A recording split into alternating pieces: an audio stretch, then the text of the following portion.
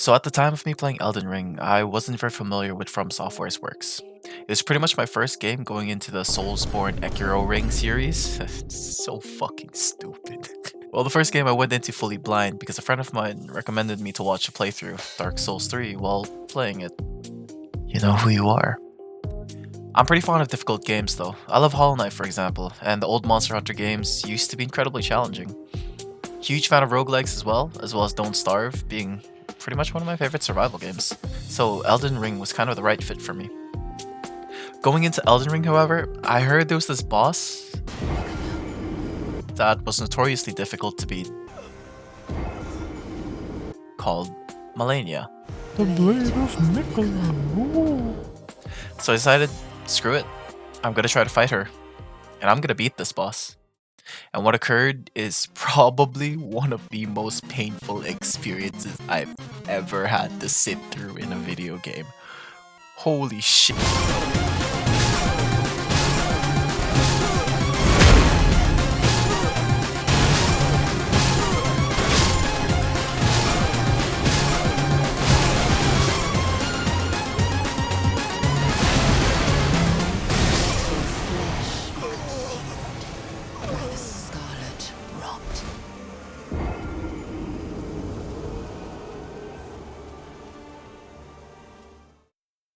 To start, I want to talk about her mechanic. I want to start off by discussing Malenia's mechanics throughout the fight. Well, the ones I ended up learning in the end because there's quite a few BS thrown into the mix. Malenia has quite a few attacks at her disposal, and surprisingly, a lot of them were actually quite fun to learn and dodge. At the start, you'll look like this.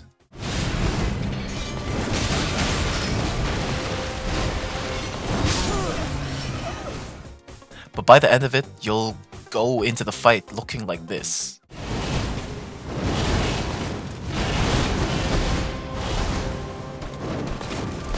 That's pretty much because this is a boss that demands you to learn her moveset. And that is done by her beating you to the fucking ground with a big sword. I will kill you. That being said, learning her attacks are a tall order, not only because of the variety that she has at her disposal, but because some attacks almost feel like puzzles to solve before you can actually dodge it. And it's also worth noting that a lot of her attacks actually have combo extenders that can appear in one scenario but cannot appear in another scenario. So it's kind of difficult to know when to punish her and when she's about. So it's kind of difficult. You need to like stay on your fuck. So it's kind of difficult to know when to punish her and when to retreat. One piece of general advice that I can give while fighting her though is to not spam the dodge roll button.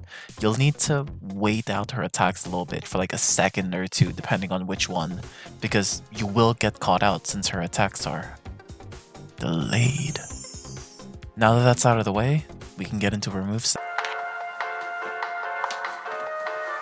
So a few things that's worth noting. I'll only be discussing attacks that I managed to learn while fighting her. There's significantly better guides out there that further break down her moveset better than I ever can.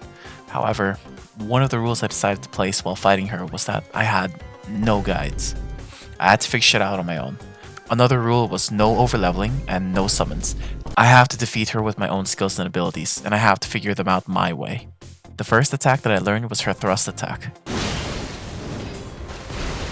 She hops into the air first and lunges towards you with her sword. You can normally time it by using the sparks that come out of the sword just as she's about to lunge. Next up is a 3 quick hit combo. It's extendable by one attack, which can either be a delayed slash or an instant slash. You can usually figure this out with a sound cue, but it's easier to dodge this attack by just rolling to either side of her instead of just rolling away, and you'll usually miss being hit by the second attack. Moving forward, we have an up slash and a down slash combo. She charges up a delayed attack that gives you enough time to make some coffee before eventually releasing an up slash. During this windup though, you can get a couple of hits in depending on the weapon that you have, and it allows for a very consistent punish window before you have to dodge. The down slash delay isn't as bad, but it's usually a second before you have to roll and can allow for another hit in afterwards. Next up is this really cool dash attack that she can do whenever she's far away from you. She charges up her sword and then dashes towards you, followed by 2 big swings. This one's quite easy to dodge, just roll the moment she hops towards you and instantly roll afterwards to avoid the second attack. Following that, we actually have this grab attack, and my only piece of advice for you is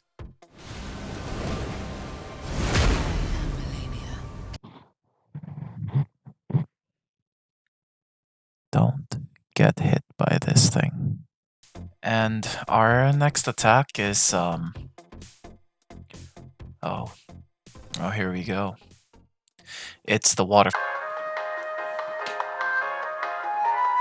The waterfall dance. What can I say that hasn't already been said about this ability? Waterfall dance, I died to this thing so many fucking times. It's essentially a super move that she pulls out at around 3/4 of her health remaining, and she also can pull it out at like 1/4 of her health remaining as well. This ability is single-handedly the main reason I spent as much time as I did on this boss. The rest of her moveset honestly is not too bad to learn, however, the waterfall dance was one that genuinely stumped me for the longest time, but believe it or not, you can dodge this attack. But with the way that I've done it, you can only dodge it when you've already gained some distance away from her. If you're at point blank range, it's practically impossible to gain enough distance to dodge the first 2 barrage of attacks. The way to avoid it is to run away for the first 2 barrage of slashes, and then you dodge in for the 3rd set and then immediately dodge backwards. Performing this is already a really precise task. You have such a small window of error, but it's a really fun move to dodge, surprisingly. You feel like a genuine god when you complete this, and the feeling of accomplishment I received for the first time when I dodged it without taking any damage is... man, it was up there, bro. Holy shit. I think it was like a better feeling than fucking graduating. This ability actually would have been really fun if it weren't for the fact that if you were at point blank range, you were dead. You just die. If it had a little bit of a longer wind up time, it can be a really fun ability to get through. But the way I done it was I had to use a shield to block the first barrage of attacks, and then dodge in for the second barrage, dodge back for the third, and then dodge back again for the fourth. I think the main problem with the waterfall dance is the fact that if you didn't know the shield tactic, it would have been a very passive fight. And because of that, it makes the fight very boring if you didn't know about the shield tactic, or do some form of speedrunning strat. For the longest time, I waited to bait out waterfall dance. I didn't know when it would come out, so I just waited. And I sat there just waiting. I played a waiting game, and I think that was one of the parts of the fight that I just didn't like. If this ability had a longer startup, it definitely would have been a lot more fun, because it gives me an option to be up close to her while still being able to get the fuck away from this super move. And anyways, once I finally managed to learn how to dodge it, I managed to beat her. Phase 1. That's right, there's a phase fucking 2. I think I struggled more with phase 2 of her fight than I did with phase 1, because she has new fucking abilities. She has combo extenders, so my punish windows were completely different than how it was in phase 1. Well, not completely different. Let's get into that a little bit. So, on this phase of the fight, her moveset sticks to some of the core principles. You know, there's a slight delay to the majority of her attacks, but now there's extensions, and we'll look at one example. Let's take the thrust attack. She just goes in and you see, in phase 1. But in phase 2, she goes and then goes up, and then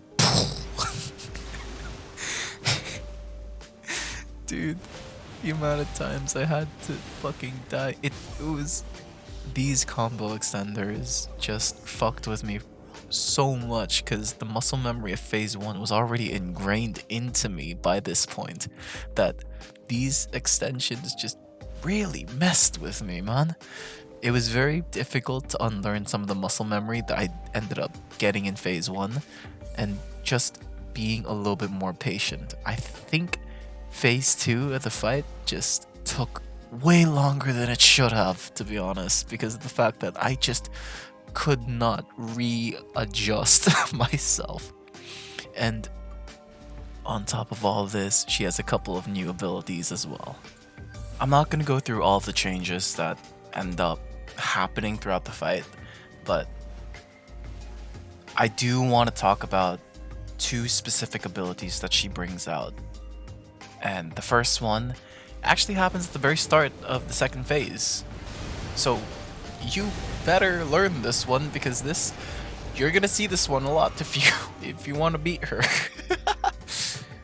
At the start of her second phase, she has this nuke ability where if you don't see it coming initially, it will kill you the first time around. To dodge this attack, you need to wait around 4 seconds before rolling. There's an animation change that plays before she blows you the pause. Before she comes in like a fucking missile. Make sure you get good at dodging this attack because you can heal, you can buff, and then counter attack afterwards too. It'll play out every time at the start of the second phase, so just get good at dodging this thing. The second attack that I wanted to talk about is this fucking Kingdom Hearts looking ass, fucking cloning ability looking ass, fucking hop in the air. Why does she have a second super attack? Who thought of this? Miyazaki, please, did you look at Kingdom Hearts and go, yo, I want that shit? Why did you make this? Oh my fucking god, man. I fluked this attack.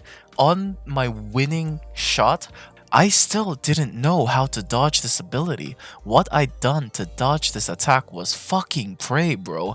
I ran the fuck away and prayed, man. At this point of the fight, I've been fighting her for around 2 or 3 weeks now, consistently dying over and over and over again, and then this shit comes out. Fuck! I was starting to have some genuine self-doubts on whether I could actually win this fight or not. Malenia was a wall that I did not know if I could pass it on my own. And I guess this feeling of hopelessness really started sinking deep.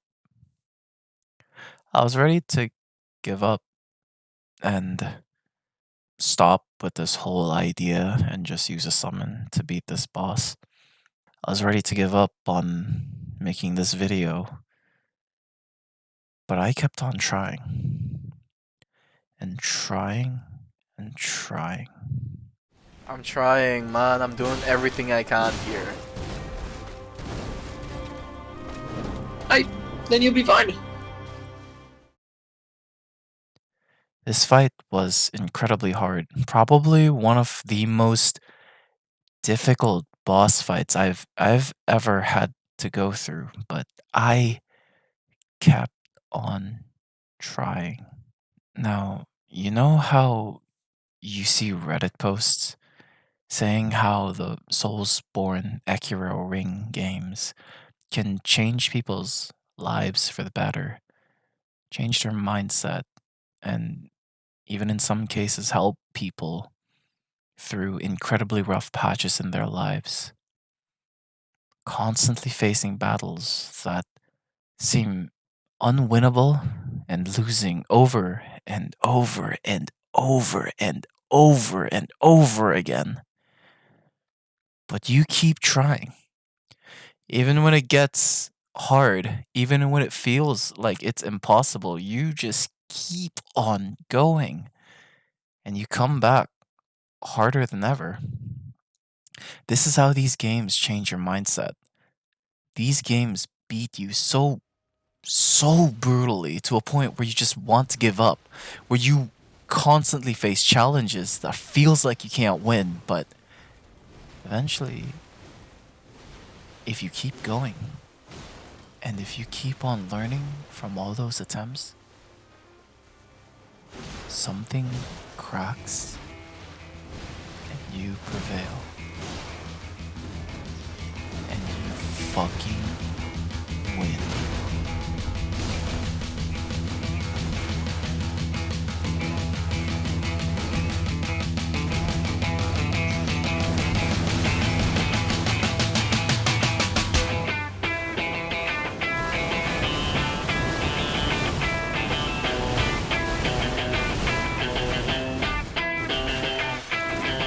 Can't stop, addicted to the shindig. Chop top, it says I'm gonna win big.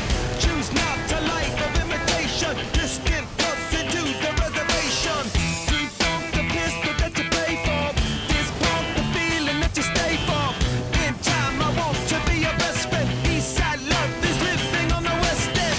Knocked out before you better come to. Don't die, you know the truth is some do. Go write your message on the pavement. Learn so bad, I wonder what the wave meant. White heat is screaming in the jungle. Complete the motion if you stumble. Go ask the dust for any answers. Come back strong with 50 delegates. The world I love, the tears I've dropped to be part of the wave can't stop.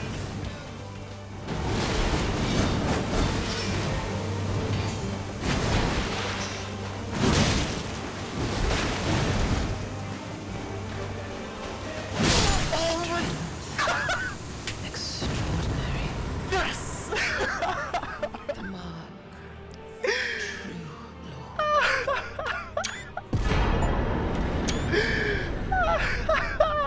True Lord. Dear Mikola. Oh, dearest Mikola. My brother. I'm sorry. I finally met my match. I died an unreasonable amount of times fighting her, but in the end, I managed to prevail and come through. It took me 9 or so hours in total attempts, probably 10 to 12, when including time I spent fighting the boss off camera because I was running out of fucking storage space.